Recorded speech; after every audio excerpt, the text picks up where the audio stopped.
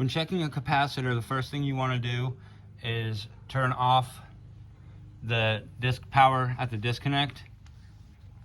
Then you check where the power goes into the contactor to make sure that the power is actually off and that you have no voltage. Then you discharge your capacitor. Make sure you don't get shocked.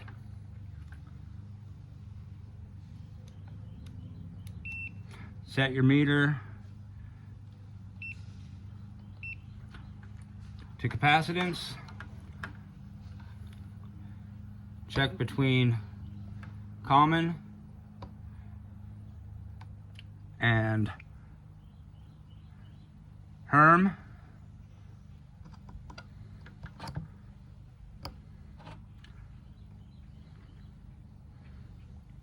We have 47.5 microfarads, and then between common and fan, and we have 5.13.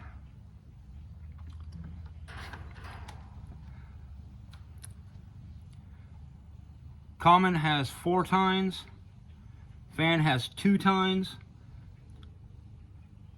Herm has 3 tines.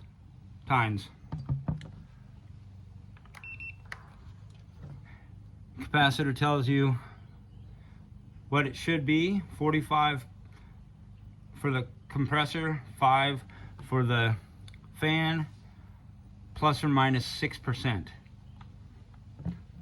So as long as you're in those, within 5 or 6% high or low, your capacitor is good. I hope this helps. Thanks for watching. Like and subscribe.